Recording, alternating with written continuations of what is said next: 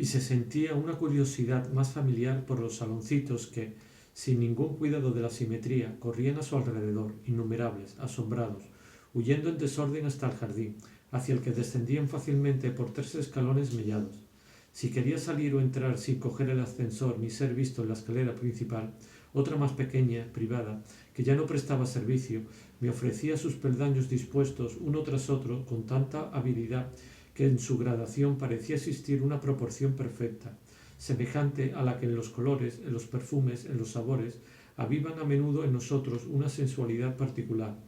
Mas esa que se siente subiendo y bajando una escalera había tenido que venir aquí para conocerla, como en otro tiempo ir a una localidad alpina para descubrir que el acto, habitualmente inadvertido de respirar, puede ser una voluptuosidad constante. Recibí esa dispensa de esfuerzo que sólo nos conceden las cosas de que hemos hecho un largo uso cuando por primera vez posé los pies en aquellos peldaños, familiares antes de ser conocidos, como si poseyesen, acaso depositada, incorporada en ellos por los dueños de antaños, a quienes acogían cada día, la anticipada dulzura de hábitos que yo aún no había contraído y que, incluso, no podrían hacer sino debilitarse cuando se hubieran vuelto míos. Abrí una habitación. La doble puerta se cerró a mi espalda. Las colgaduras hicieron entrar un silencio sobre el que me sentí como una especie de embriagadora realeza. Una chimenea de mármol adornada con cobres cincelados, de la que habría sido un error creer que sólo sabía encarnar el arte del directorio, me ofrecía el fuego, y un pequeño sillón de patas bajas me ayudó a calentarme con la misma comodidad que si me hubiese sentado en la alfombra. Las paredes abrazaban la habitación, separándola del resto del mundo, y para permitirnos la entrada en ella, para encerrar lo que venía a completarla, se hacían a un lado, delante de la biblioteca. Reservaban el hueco para el lecho, a cuyos dos lados unas columnas sostenían ligeramente el techo realzado de la alcoba, y la habitación se prolongaba en profundidad por 2 gabinetes tan anchos como ella, el último de los cuales, para aromar el recogimiento que a él iba a buscarse, colgaba de su pared un voluptuoso rosario de granas de lirio. Las puertas, si las dejaba abiertas cuando me retiraba a este último refugio, no se contentaban con triplicarlo sin echar a perder su armonía, ni hacían gustar solo a mis miradas, al placer de la concentración, al placer de la extensión, sino que además añadían al placer de mi soledad, que permanecía inviolable y dejaba de estar encerrada, el sentimiento de la libertad. Aquel cuartucho daba un patio, bella solitaria que me encantó tener por vecina cuando a la mañana siguiente lo descubrí, cautivo entre sus altos muros sin ninguna ventana y con la sola compañía de 2 árboles amarillentos que bastaban para dar una dulzura malva a la pureza del cielo. Antes de acostarme quise salir de mi habitación para explorar todo mi fabuloso dominio. Seguí una larga galería que me hizo homenaje sucesivamente de todo lo que podía ofrecerme en caso de que no tuviera sueño. Una butaca colocada en un rincón, una espinera, sobre una consola una maceta de porcelana azul llena de cinerarias, y en un marco antiguo el fantasma de una dama de otro tiempo, con los cabellos empolvados salpicados de flores azules y un ramo de claveles en la mano. Al llegar al final, un muro macizo en el que no se abría puerta alguna me dijo ingenuamente: ahora hay que volver atrás, pero ya ves, estás en tu casa. Mientras la mullida alfombra añadía, para no ser menos, que si esa noche no me dormía, muy bien podía volver descalzo, y mientras las ventanas, sin postigos que miraban la campiña, me aseguraban que pasaría la noche en blanco y que, yendo a la hora que mejor me pareciese, no debía temer de despertar a nadie. Y detrás de una colgadura, solo, sorprendí a un gabinetito que, cerrado por el muro y sin posibilidad de escape, se había escondido allí, muy abatido, y me miraba aterrado desde su ojo de buey que el claro de luna azulaba. Me acosté, pero la presencia del edredón, de las columnillas, de la pequeña chimenea, poniendo mi atención en un nivel al que no estaba unido París, me impidió abandonarme a la rutina habitual de mis fantasías, y como en ese estado particular de la atención el que se envuelve el sueño, y actúa sobre él, lo modifica, lo adecúa a esta o aquella serie de nuestros recuerdos. Las imágenes que esa primera noche llenaron mis sueños fueron tomadas de una memoria completamente distinta de aquella que habitualmente ponían a contribución mi sueño. Si durmiendo hubiera sido tentado a dejarme arrastrar hacia mi memoria ordinaria, la cama a la que no estaba acostumbrado, la dulce atención que debía prestar a mis posturas cuando me daba la vuelta, bastaba para rectificar o mantener el nuevo hilo de mis ensueños. Ocurre con el sueño como con la percepción del mundo exterior. Basta una modificación en nuestros hábitos para volverlo poético. Basta que al desnudarnos nos hayamos quedado sin querer dormirnos en nuestro lecho para que las dimensiones del sueño cambien y se deje sentir su belleza. Despertamos, vemos las 4 en el reloj. Solo son las 4 de la mañana, pero creemos que ha transcurrido la jornada entera. Hasta tal punto ese sueño de unos minutos y que no habíamos buscado nos ha parecido caído del cielo en virtud de algún derecho divino, enorme y macizo como el globo de oro de un emperador. Por la mañana, mientras pensaba con disgusto que mi abuelo ya se había arreglado y estaba esperándome para dar un paseo por la parte de Mesegli, fui despertado por la fanfarria de un regimiento que todos los días pasó debajo de mis ventanas. Pero 2 o 3 veces, y lo digo porque es imposible describir bien la vida de los hombres si no se baña en el sueño en que se sumerge y que, noche tras noche, la circunda como una península el mar, el sueño interpuesto fue lo bastante resistente en mí para aguantar el choque de la música, y no oí nada.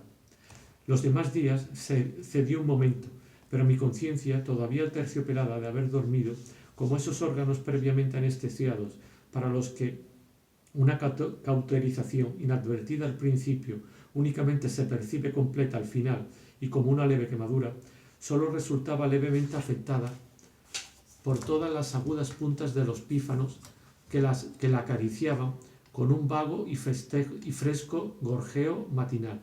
Y tras esa breve interrupción en que el silencio se había hecho música, volví a empezar con mi sueño de antes, incluso de que los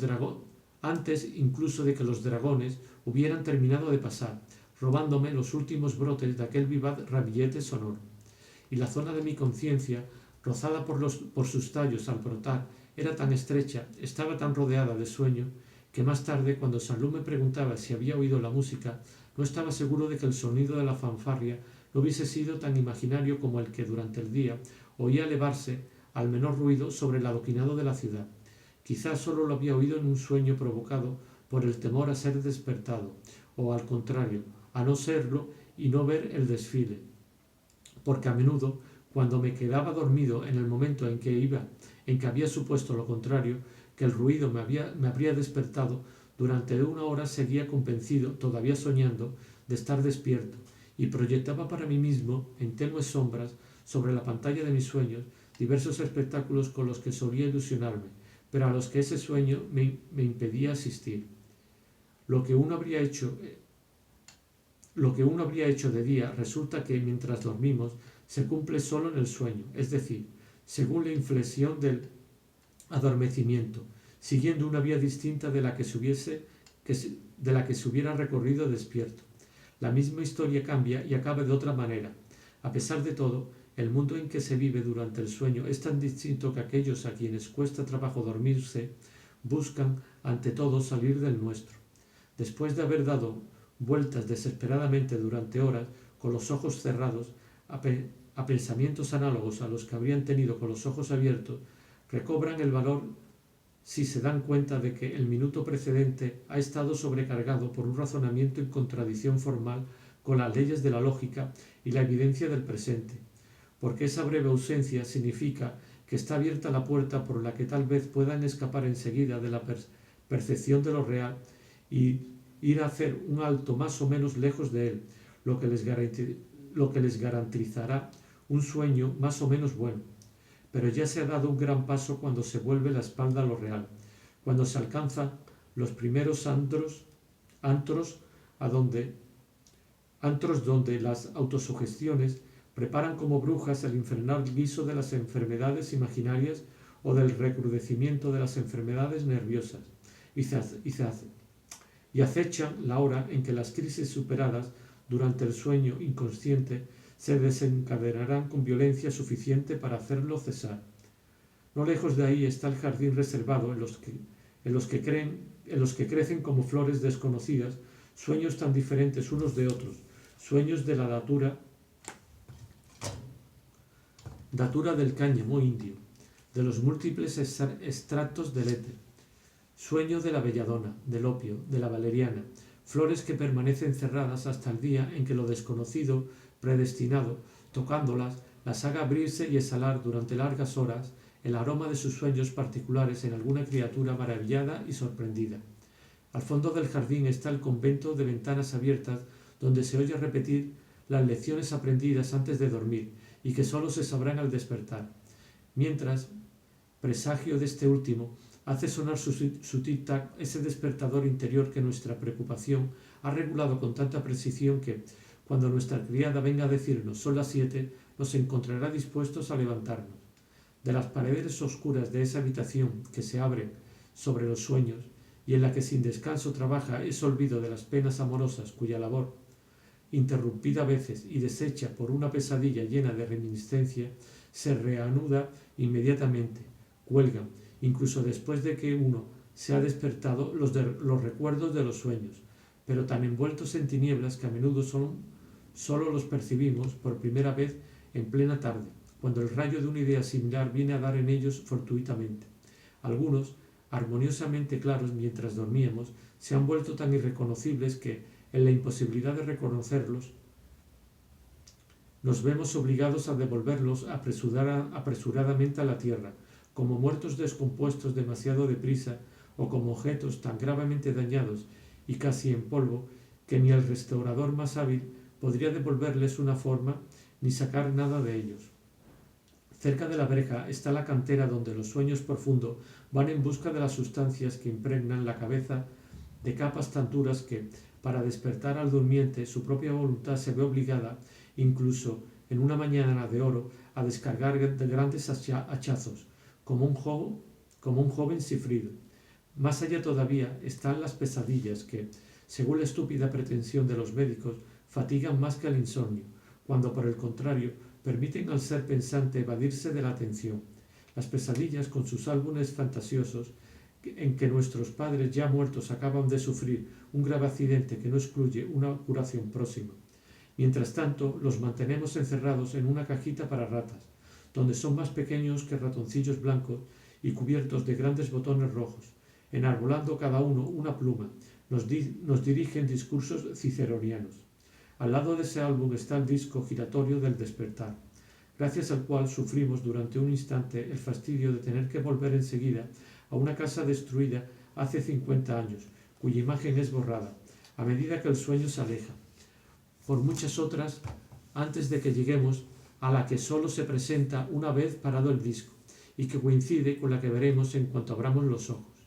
A veces yo no había oído nada, por estar en uno de esos sueños en que nos precipitamos como en un agujero del que un poco más tarde nos sentimos felices de ser sacados mientras, pesados, sobrealimentados, aún estamos digiriendo todo lo que nos han traído, semejantes a las ninfas que alimentaban a Hércules, esas ágiles potencias vegetativas cuya actividad se multiplica mientras dormimos. Se suele llamar a esto un sueño de plomo. Durante unos instantes después de haber cesado un sueño de este tipo, uno mismo parece haberse vuelto un muñeco de plomo. Ya no somos personas. ¿Cómo es que entonces, buscando el pensamiento propio, la propia personalidad, lo mismo que se busca un objeto perdido, se acaba por encontrar al propio yo y no otro cualquiera? ¿Por qué cuando nos ponemos a pensar de nuevo, no es entonces una personalidad distinta a la anterior la que se encarna en nosotros? No se comprende qué es lo que dicta la elección y por qué, entre millones de seres humanos que podríamos ser, nuestra mano se coloca precisamente sobre el que éramos la víspera. ¿Qué es lo que nos guía cuando se ha producido una verdadera interrupción? Bien porque el sueño haya sido total, bien porque los sueños han sido totalmente diferentes de nosotros. En realidad ha habido muerte, como cuando el corazón ha cesado de latir y nos reaniman unas tracciones rítmicas de la lengua. Indudablemente la habitación, aunque la hayamos visto una sola vez, despierta recuerdos de los que están colgados otros más antiguos, o algunos dormían en nosotros mismos y sólo ahora tomamos conciencia de ellos. Su resurrección al despertar, después de ese benéfico acceso de alimentación mental que es el sueño, debe parecerse en el fondo a lo que ocurre cuando volvemos a encontrar un nombre, un verso, un estribillo olvidados. Y tal vez pueda concebirse la resurrección del alma tras la muerte como un fenómeno de memoria. Cuando había terminado de dormir, atraído por el cielo soleado, aunque retenido por el frescor de las últimas mañanas tan luminosas y tan frías en que empieza el invierno, para contemplar los árboles sobre los que las hojas ya solo estaban indicadas por uno o dos toques de oro o de rosa que parecían quedar en el aire en una rama invisible, alzaba la cabeza y tendía el cuello manteniendo el cuerpo semi escondido entre mis mantas, como una crisálida camino de la metamorfosis. Era una criatura doble, a cuyas diversas partes no convenía el mismo medio. A mi mirada le bastaba el color, sin calor. Mi pecho, en cambio, se cuidaba del calor y no del color. No me levantaba hasta que la lumbre estuviese encendida, y miraba el cuadro tan diáfano y tan dulce de la mañana malva y dorada a la que acababa de añadir artificialmente las partes del calor que le faltaban, atizando el fuego que ardía y humeaba como una buena pipa, y que, como ésta hubiese hecho, me proporcionaba un placer a un tiempo grosero, porque descansaba en un bienestar material y delicado, porque tras él se difuminaba una visión pura. Mi cuarto de baño estaba revestido de un papel con un fondo de un rojo violento, sembrado de flores negras y blancas, a las que, al parecer, sólo habría podido acostumbrarme con cierto trabajo, pero no hicieron sino parecerme nuevas, obligarme a entrar no en conflicto sino en contacto con ellas, modificar la alegría y los cánticos de mi despertar. No hicieron sino meterme a la fuerza en el corazón de una especie de amapola para mirar el mundo, que me parecía totalmente distinto que en París, desde el alegre biombo que aquella nueva morada, orientada de modo distinto que la de mis padres y a la que afluía un aire puro. Ciertos días me agitaba el deseo de ver de nuevo a mi abuela, o el o el temor a que estuviese enferma, o era el recuerdo de algún asunto dejado en suspenso en París y que no adelantaba. También a veces alguna dificultad en la que incluso aquí había encontrado medio de meterme. Una u otra de estas preocupaciones me había impedido dormir y me sentía inerme frente a mi tristeza, que en un momento colmaba toda mi existencia. Entonces, desde el hotel, enviaba a alguien al acuartelamiento con una nota para Saint-Loup. Le decía que, si le era materialmente posible, yo sabía que era muy difícil, tuviese la bondad de pasar un instante. Llegaba él al cabo de una hora, y al oír su campanillazo me sentía liberado de mis preocupaciones.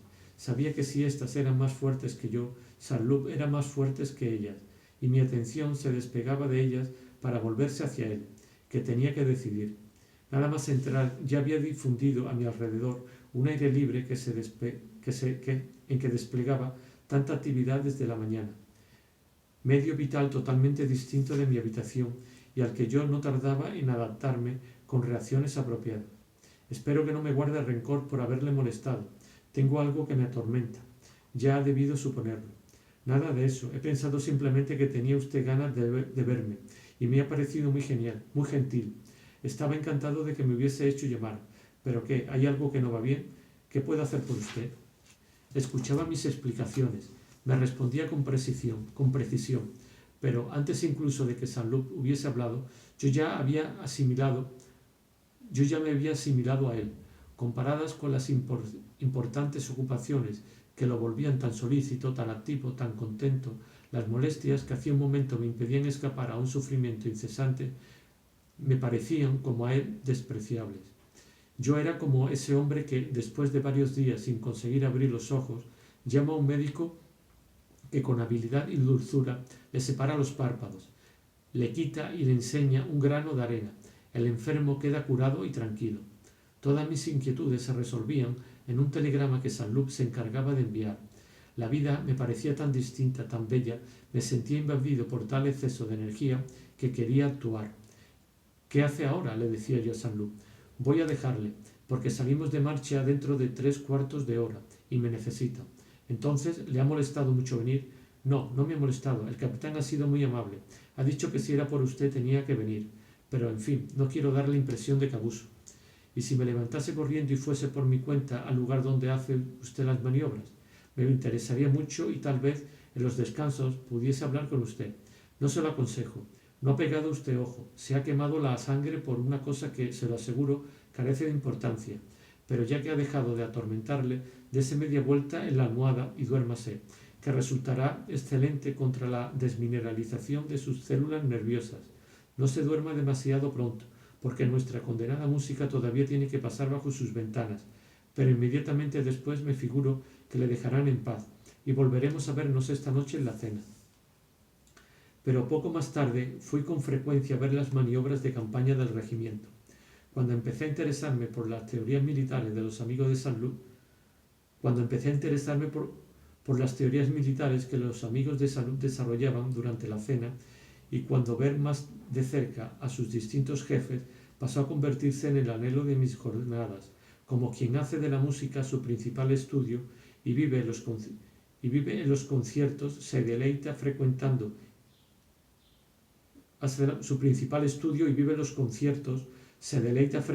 los cafés en que uno se mezcla a la vida de los músicos de la orquesta. Para llegar al terreno de las maniobras tenía que hacer grandes caminatas. Por la noche, después de cenar, las ganas de dormir hacían que mi cabeza diese vueltas como un ataque de vértigo. Al día siguiente me daba cuenta de que no había oído la fanfarria, como tampoco había oído en Balbe, el día siguiente de las noches en que Saint-Loup me había llevado a cenar a Riverbend, el concierto de la playa, y en el momento en que quería levantarme sufría deliciosamente la incapacidad de hacerlo. Me sentía anclado a un suelo invisible y profundo por las articulaciones que la fatiga volvía sensibles, de pequeñas raíces musculosas y nutricias. Me sentía lleno de fuerza. La vida se extendía más larga delante de mí, y es que había retrocedido hasta las dulces fatigas de mi infancia en Combray, a la mañana siguiente de los días en que habíamos paseado por la parte de Guermantes. Pretenden los poetas que, al retornar a cierta casa, a cierto jardín en que hemos vivido de jóvenes, durante un instante volvemos a encontrar lo que entonces fuimos.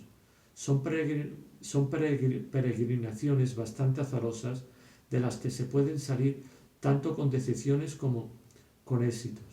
Los puntos fijos, contemporáneos de años diferentes, más vale buscarlos dentro de nosotros mismos. A eso puede contribuir, en cierta medida, una gran fatiga seguida por una buena noche.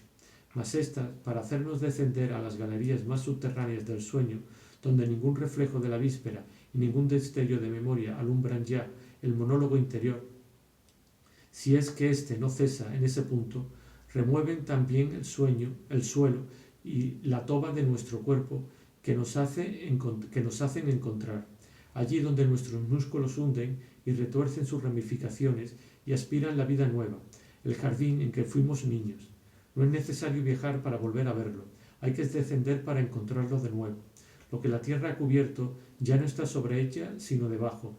La excursión no basta para visitar la ciudad muerta, son precisas las excavaciones.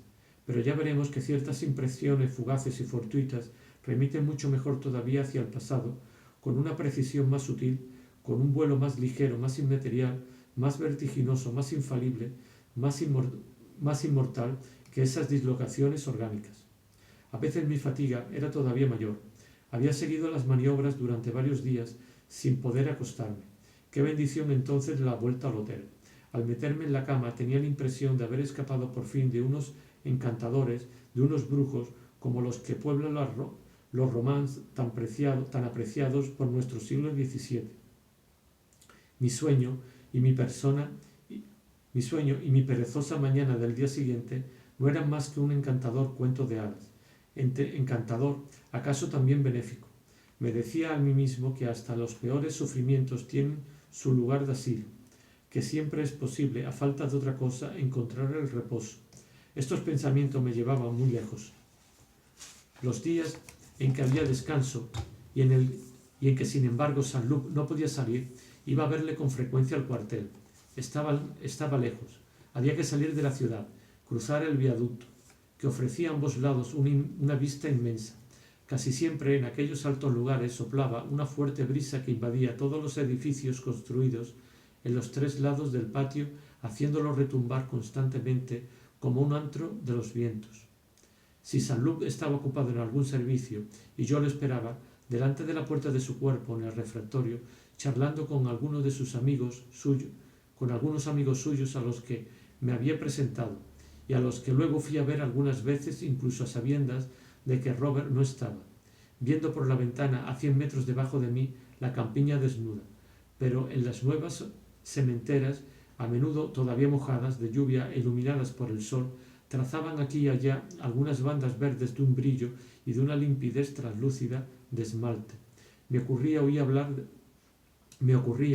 hablar de él, y enseguida pude darme cuenta de lo popular y querido que era. Para muchos voluntarios pertenecientes a otros escuadrones, jóvenes burgueses ricos que veían la alta sociedad aristocrática solo desde fuera y sin poder penetrar en ella, la simpatía que en ellos excitaba lo que sabían del carácter de Sanlúc aumentaba con el prestigio que a sus ojos tenía el joven que, a menudo, los sábados por la noche, cuando iba de permiso a París, habían visto cenar en el café de la Paix con el duque Eusès y el príncipe de Orleans.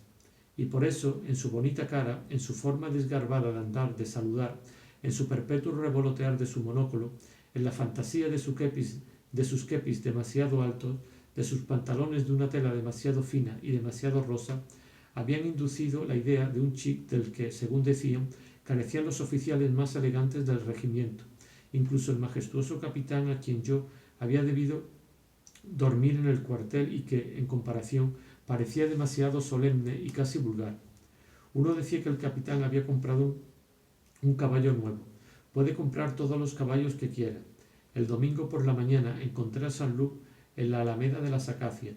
¡Qué chic, tan distinto montando!, respondía otro, y con conocimiento de causa, porque aquellos jóvenes pertenecían a una clase que, pese a no frecuentar al mismo personal mundano, gracias al dinero y al tiempo libre, no difiere de la aristocracia en la experiencia de todas esas elegancias que puede comprarse.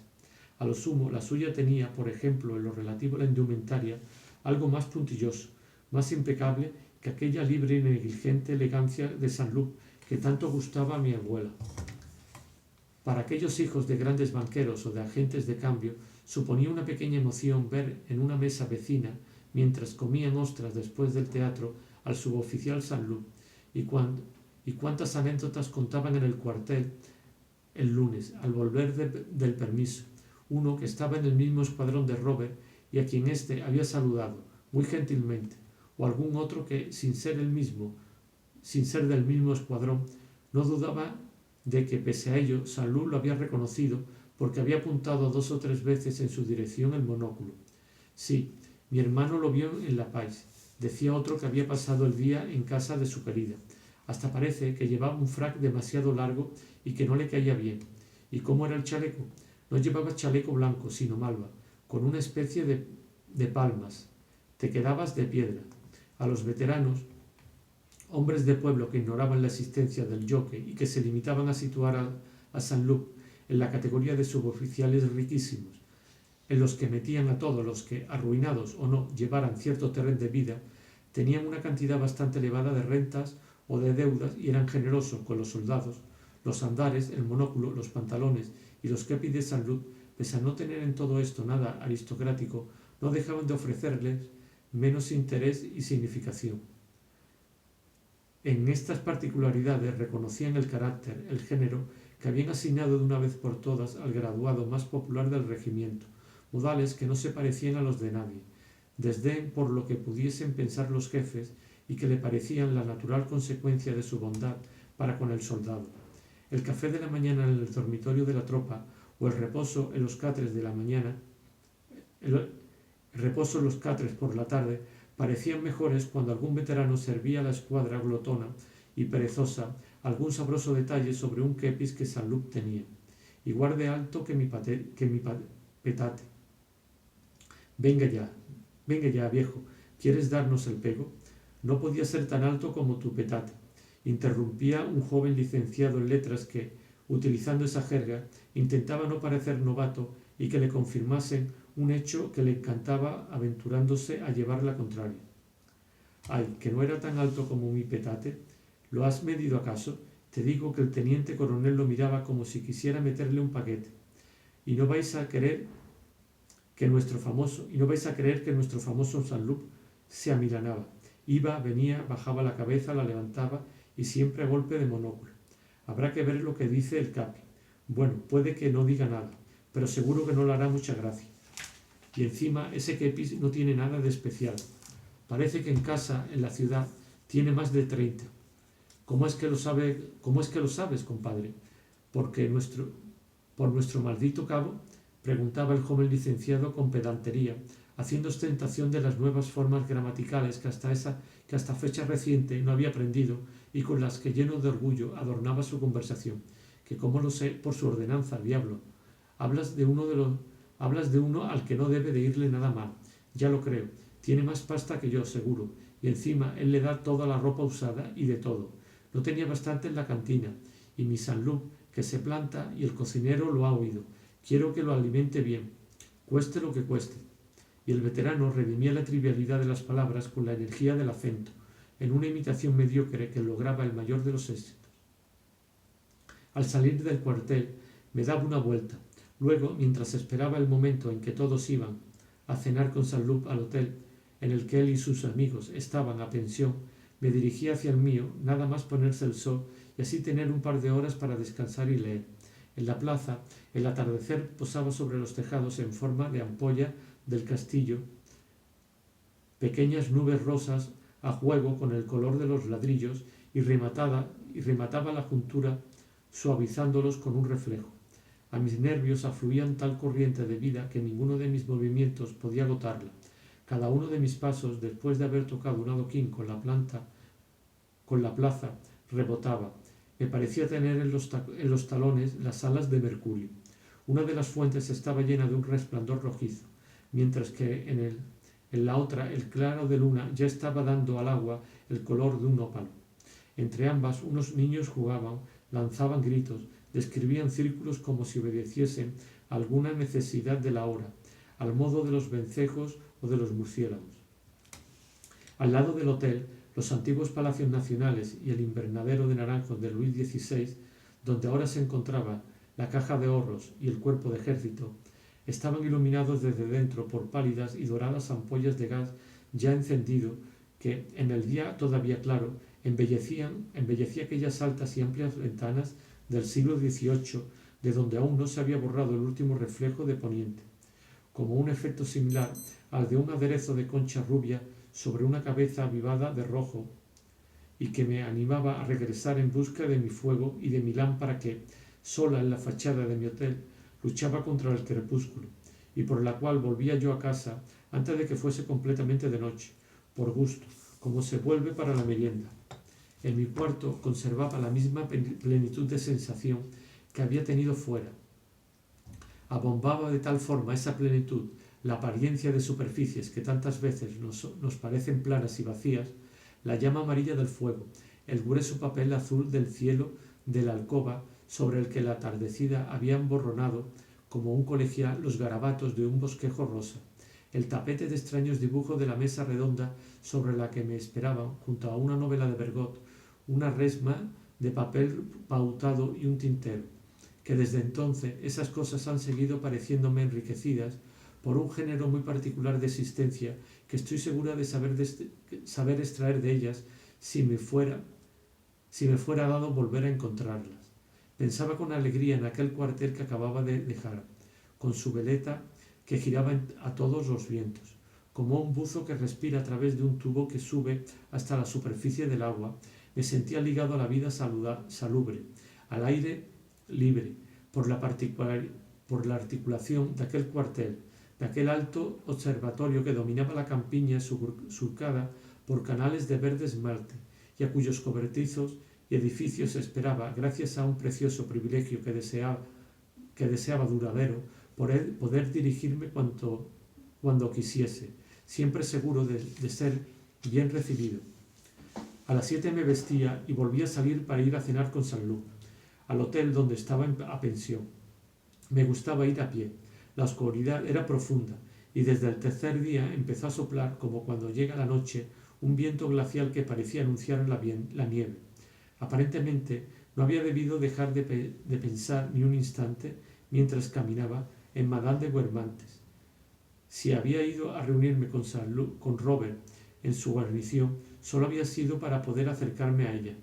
Mas un recuerdo, una pena, son móviles. Hay días en que se van tan lejos que apenas los distinguimos, creemos que se han ido. Entonces prestamos atención a otras cosas, y las calles de aquella ciudad aún no eran para mí, como los lugares donde habitualmente vivimos, simples medios para ir de un punto a otro.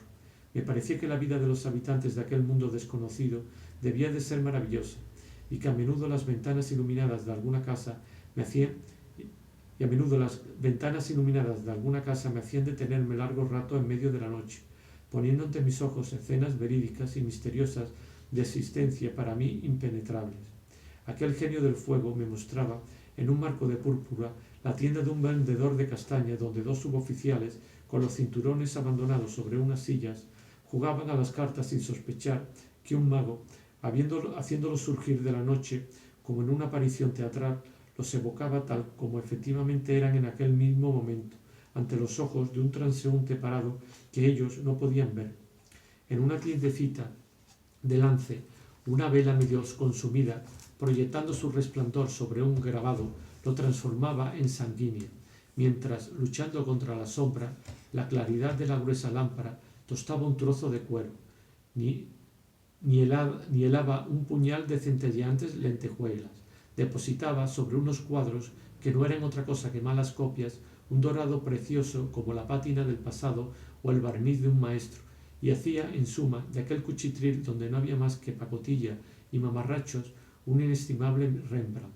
A veces alzaba los ojos hasta un gran piso antiguo de contraventanas todavía abiertas, donde unos hombres y unas mujeres anfibios, capaces de adaptarse cada noche a vivir en un elemento distinto del día, nadaban lentamente en el viscoso licor que, a la caída de la noche, brotaba incesante del depósito de las lámparas para colmar las habitaciones hasta el borde de sus paredes de piedra y vidrio, y en cuyo seno propagaba, desplazando sus cuerpos, unos remolinos suntuosos y dorados. Reanudaba mi camino y a menudo, en la negra calleja que pasaba delante de la catedral, como en otro tiempo en el camino de Méséglise, la fuerza de mi deseo me paralizaba. Me parecía que iba a surgir una mujer para satisfacerlo, y en la oscuridad sentía de repente pasar una falda. La violencia misma del placer que experimentaba me impedía creer que aquel roce fuese fortuito, e intentaba estrechar entre mis brazos a una transeúnte asustada. Aquella calleja gótica tenía para mí algo tan real que, si hubiese podido seducir y poseer en ella a una mujer, me habría sido imposible dejar de creer que fuera la antigua voluptuosidad lo que iba a unirnos, aunque se hubiese tratado de una simple buscona apostada en aquel mismo sitio todas las noches, pero a la que habrían prestado su misterio el invierno, la desorientación, la oscuridad y la Edad Media. Pensaba en el futuro. Esforzarme por olvidar a Madame de Guermantes me pareció horrible, pero razonable, y por primera vez posible.